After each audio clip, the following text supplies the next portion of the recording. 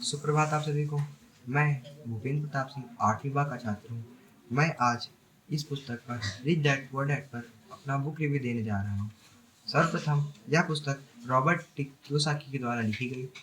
यह असल में अंग्रेजी में लिखी गई थी। इसका अनुवादक डॉक्टर सुधीर दीक्षित ने हिंदी में किया है। यह पुस्तक हमारे पैसों के प्रबंधन के ऊपर लिखी गई है। पैसों का प्रबंधन कैसे करें। अमीर लोग पैसों के लिए काम नहीं करते, वे पैसों के लिए भागते नहीं, पैसे उनके लिए खुद ऑटोमेटिक चल के आते हैं। वो क्या सीखना चाहिए हमें, कैसे पैसे कमाने चाहिए, पैसों को कैसा खर्चा करना चाहिए, उसके लिए कौन कौन सी टेक्निक सीखनी चाहिए, वो उन सब का जिक्र इस पुस्तक में किया जाता है। रॉबर्ट टी जिन्होंने इसमें प्रस्तावना में बताया है कि इनके जो मित्र थे उन्होंने एक पुस्तक लिखी, द बीटल्स 1 जून 1967 ईस्वी को रिलीज हुई थी।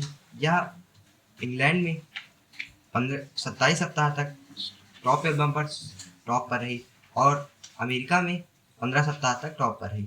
यह पुस्तक आलोचनात्मक दृष्टि से सबसे अच्छी पुस्तक थी, पर उसके विपरीत the rich dad poor dad इतनी सफल नहीं हो पाई। यह रॉबर्ट टी कियोसाकी की 50वें जन्मदिन 8 अप्रैल 1997 ईस्वी को रिलीज की गई। इस पुस्तक पर कोई भी पब्लिशर या प्रकाशक इसको छापने के लिए तैयार नहीं था। उनका मानना था कि पैसे के लिए मेहनत करनी पड़ती है, बिना मेहनत के पैसे नहीं आते हैं।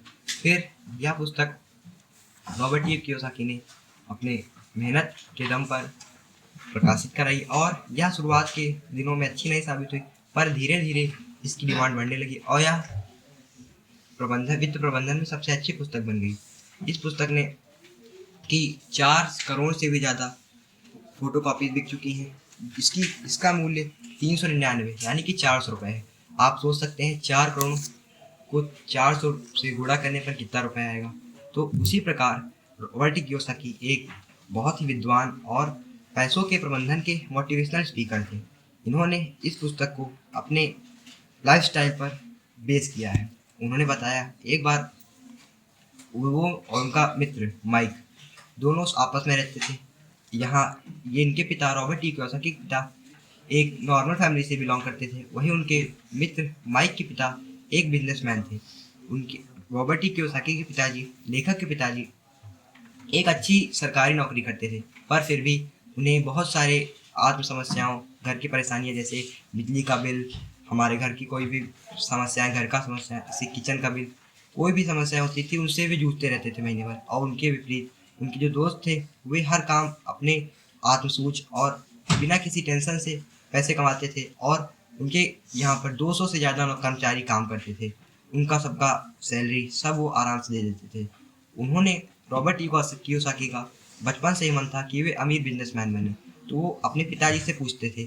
उनके पिताजी जैसे उनसे कहते थे ये मत करो, अपने लिए पढ़ाई करो, अच्छी मेहनत करो, दूसरों के लिए काम मत करो, अपने मेहनत पर सरकारी नौकरी करो और अच्छे आदमी बनो। पर उनके विपरीत रॉबर्ट टी कियोसाकी का मानना था कि अगर हम अपने अपने मन पर, अपने दिमाग पर अच्छा फोकस करें और पढ़ाई करें तो हम एक ऐसे व्यक्ति बन सकते हैं जिसमें हमारे परिवार का, आत्म हमारे समाज का, हम सबका पेट भर सकते हैं। उनकी मदद करके एक अच्छी व्यक्ति बनकर एक बिजनेसमैन बन सकते हैं। उनके पिता उनको सपोर्ट नहीं करते थे। एक बार इन्होंने जो कांच की छोटे छोटे सिक्के होते हैं उनसे बॉटल्स, मंजन बनाना शुरू किया।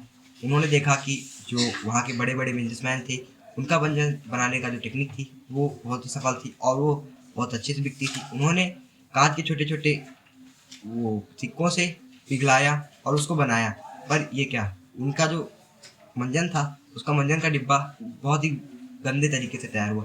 तो उनके पिताजी ने कहा तुम्हें अमीर बनने का शौक है तो तुम माइक के पिताजी से सलाह ले सकते हो। ये माइक के पिताजी के पास गए, उन्होंने उनको बहुत सारे सबक सिखाए।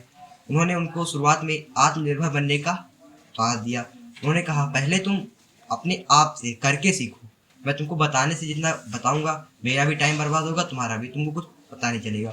अगर तुम वही करके सीखोगे तो तुम अच्छे से काम कर सकते हो। उन्होंने इनको शुरुआत में नौकर की नौकरी दी और कुछ ही सेंट, एक हफ्ते में 2 घंटे शनिवार को काम करना रहता था। कुछ ही सेंट रुपए इनको देते थे जिससे इनकी बस कॉमिक्स की बुक का ही खर्चा निकल पाता था। पर ये कुछ दिनों तक काम करे, 2 महीने हो गए, 3 महीने तक, फिर भी उनको यही काम दिया गया। फिर इन्होंने अपने पिताजी से बताया, पिताजी ने कहा तुम्हें ये नौकरी नहीं करनी चाहिए क्योंकि इसमें तो कुछ ही पैसे मिलते हैं और तुम्हारा खुद का जो श्रम है वो भी बहुत ज़्यादा लगता है। वो उन्होंने उनको सलाह दी कि अपने उनके माइक के पिताजी से जाके बात कीजिए। माइक के पिताजी जब इन्होंने बात किया तो उन्होंने कहा मैंने तुमसे कहा था आत्मनिर्भर बनो और कभी भी हार मत मानना, तुमने हार मान ली, पर कोई बात नहीं, तुम फिर से प्रयास करो। तो इन्होंने उनकी सलाह पर मार्कंड काम किया और उनके पिता ने यह भी सलाह दी शुरुआत में कि मैं तुम्हें कुछ सेंट नहीं 20 सेंट दूंगा, 50 सेंट दूंगा, $1 दूंगा, $2 दूंगा। फिर इन्होंने कहा नहीं, मुझे एक बार में डॉलर्स नहीं चाहिए, मुझे ऐसा बनना है कि मेरे पीछे डॉलर्स भागें। तो उनके माइक के पिताजी ने, जो एक अमीर बिजनेसमैन थे, उन्होंने इनको शाबाशी दी और फिर काम करने के लिए उत्सुक किया। उन्होंने फिर धीरे धीरे इन्होंने काम करते हुए बहुत सारे पड़ाव, मुश्किल परेशानियों का सामना किया और आज इस शिखर तक पहुंच चुके हैं। ये दुनिया के लगभग अच्छे बिजनेसमैनों में से एक है और यह पुस्तक उन्हीं के ऊपर लिखी हुई है, जिसमें बताया गया है कि अमीर लोग पैसे के लिए काम नहीं करते, हमें कैसे कमाकर सीखना चाहिए, कैसे हमें अपना काम करना चाहिए, दूसरों की उलझी बातों में, उनकी गंदे कमेंट्स पर हमें ध्यान नहीं देना चाहिए और अपने काम पर फोकस करना चाहिए। फिर जब हम सफल हो जाएंगे तो अपने काम से ही उनको जवाब देंगे। धन्यवाद।